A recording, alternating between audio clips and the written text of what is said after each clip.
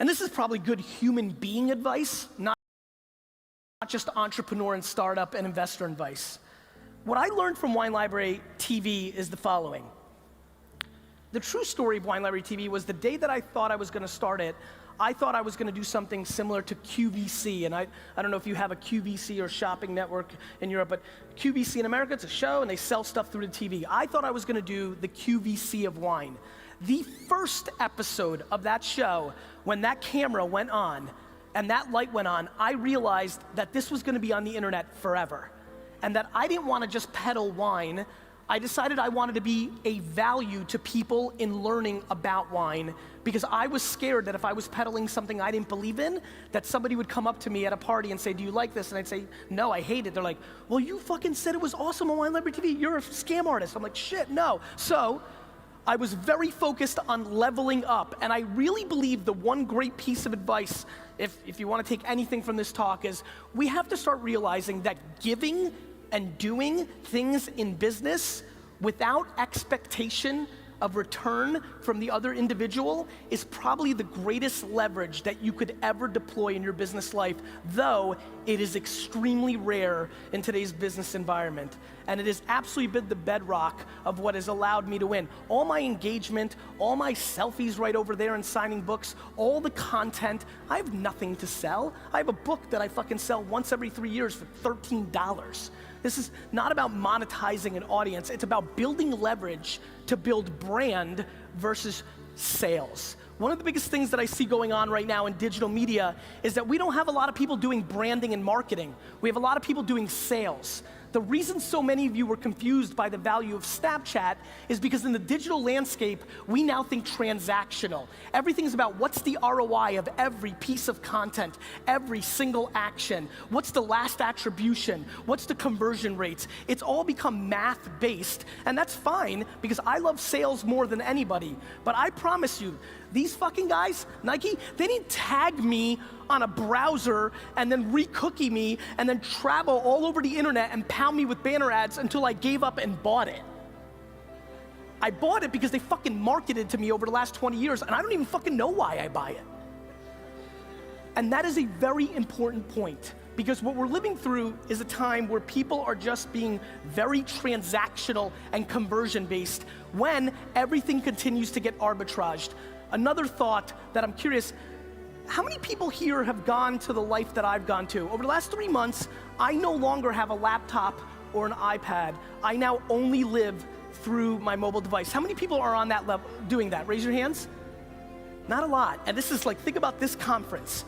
I really think that this trend, I do believe that if I came back here in 2 years, that 50, 40, 30% of the hands in this room would go up to that following question, and I'm completely fascinated by it. And then for everybody in the room that is building businesses on the internet, the thought of what's happening in your landing page optimization or the UI and UX of your product in a desktop environment, I think is in the beginning stages of being disrupted. And that's what I really spend most of my time in, which is what's the attention arbitrage?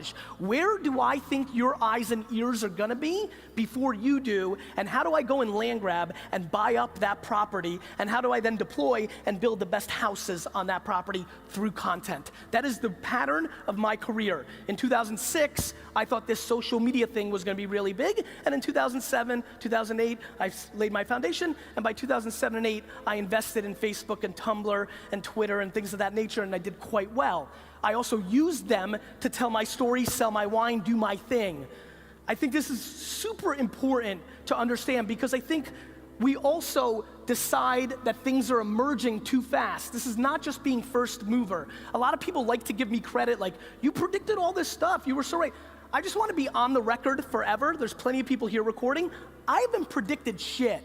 I'm not Nostradamus.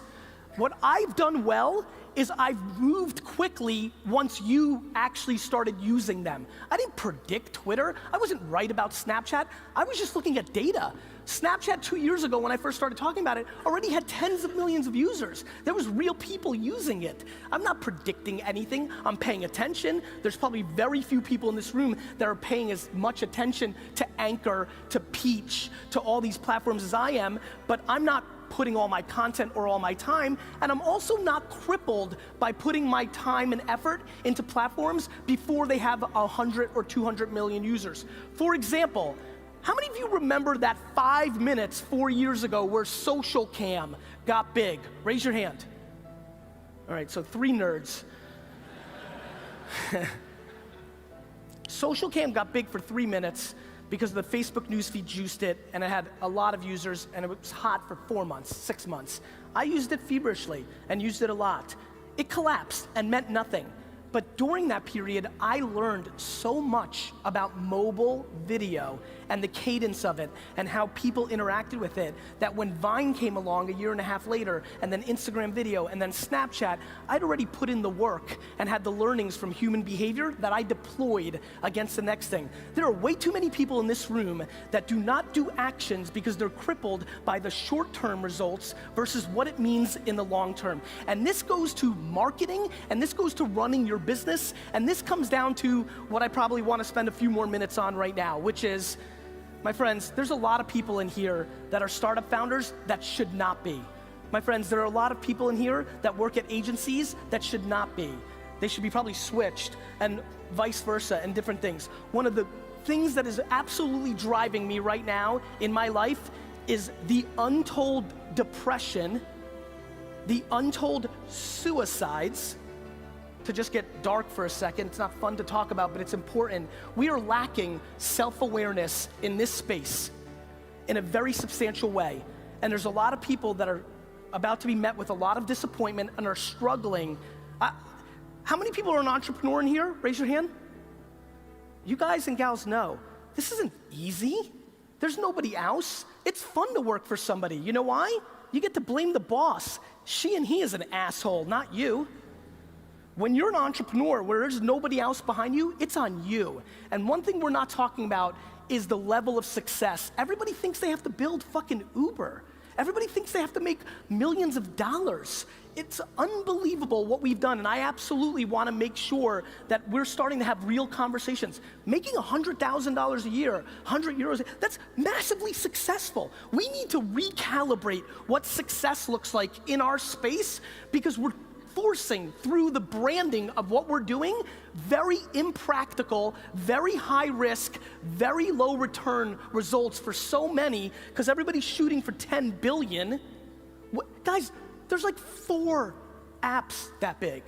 There's like Uber and Instagram. Like, how many fucking billion-dollar companies do you think there are? And so I really am passionate about starting to reframe the conversation about the #1 thing that I have noticed in my 20 years of my success, because let me tell you something, I suck shit at almost everything. What I've done well is I've deployed self-awareness around what I am, and I know what I am. And there's a lot of things I wish I was. 7 years ago, as a lot of you know, I had plenty of leverage in the Web 2.0 social media movement. I was one of the guys, I was one of the 20 most followed people on Twitter. I didn't go and raise $40 million to build the next Facebook. I didn't raise $50 million to build a platform around wine. I was self-aware enough, even though I had all the opportunity in the world to build product, that I wasn't gonna be successful. 7 years ago, I went out and built a boring digital agency, right? I built something practical. All my internet friends, a lot of the people gonna be on the stage, they made fun of me. Like, why don't you go build a big company or something grand? I built what I knew I could build. I'm very proud that over the last 4 years, I've grown Vaynermedia from $3 to $100 million a year in revenue, not fucking valuation.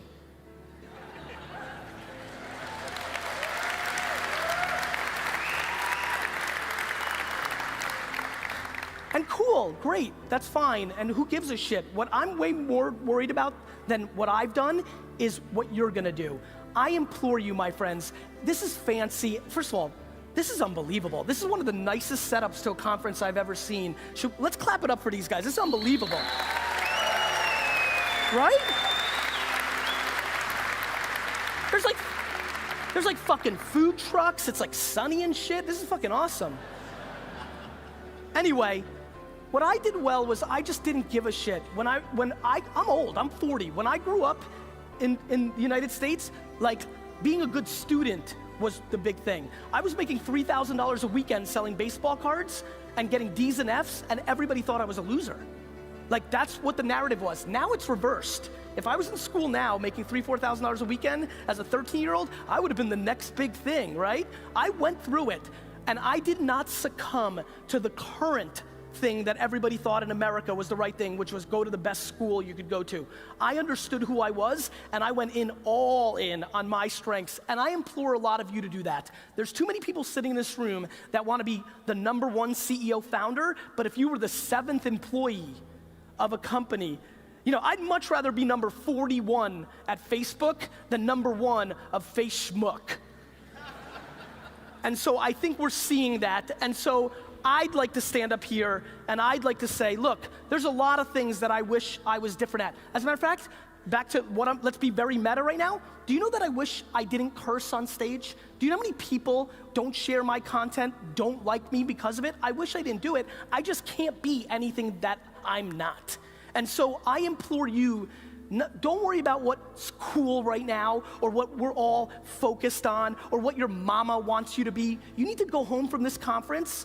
You'll be inspired, there'll be cool people, there's interesting shit, but I'm telling you with the bottom of my heart, it is fundamentally irrelevant if you don't know who the fuck you are. And the quicker you can start forcing yourself to understanding what role you play, #1, #7, PR, marketing, product, UI, everybody wants to be somebody else. I wish I was the quarterback of the New York Jets. It's not gonna happen. And so, if I can accomplish one, and by the way, I'm being very realistic. I'll be very, very transparent with you. This little 7-minute rant that I just came up with, I'm trying to reach one person. Like this is not so easy. It's hard to have the ego and the humility at equal ends to figure yourself out. But I promise you, as I've looked across the landscape, and I've looked at 25, 50,000 startups at this point, right? I have now spent the last 4 years of my life with the Toyotas and the Pepsis and the GE, you know, biggest brands in the world, myself, my inner circle. The one connection point from corporate America to startup, to VC, to personalities, the one connection point is self-awareness. Once you start understanding yourself, once you start actually executing on who you actually are versus who you wish you were, things start to change very quickly. And so, the reason I'm passionate about this is always very worldly advice and is probably historically always good things to talk about. I just feel that if any of you really paid attention to the macroeconomic infrastructure of what's happening in our space right now, this nirvana that we've lived through for the last 6 or 7 years is about to shift. It just is. It's just the data. I don't want it. I wish it was nirvana forever, just like everybody else. During the down cycles, the people that are able to win are the ones that are most in tune with themselves, the ones that are the most practical. So again, to make this valuable to you in this room, #1, if you're a startup, please start understanding how you're gonna make money as soon as possible. You're running a business. You're running a business. Businesses need to make money, especially when there's no money to fund you based on your last valuation. #2, as a human being sitting at this conference, this is all very encompassing and very exciting, but start chipping away against what you think you want and start really looking at what you bring to the table, because the quicker you figure that out, the more successful you will have. And #3, please start understanding how to provide value without expectation in return. It is unbelievable to me how many people already today, we was here for 5 minutes, 7, 8 people giving me something as they think, but really expecting something in return for that give. Humans can feel that. It's not the way to go, and we really need to start thinking about that. And #4, understand the following, and this is very ironic given my concerns about where the market's going. I'll end with this. In lieu of all of that, this whole thing that we're living through has just started. The consumer web is only 20 years old.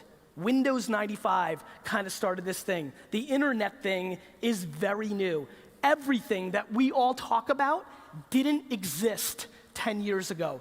Over the next 10 years, the biggest companies in the world, from Europe and Asia and US, from anywhere in the world, because we are now at scale, the biggest companies in the world are gonna be created over the next 20 years from zero. There are people sitting in this room right now that are gonna build the next major company. And so we are all so blessed that we are actually human beings during this period where there is so much upside, so much opportunity.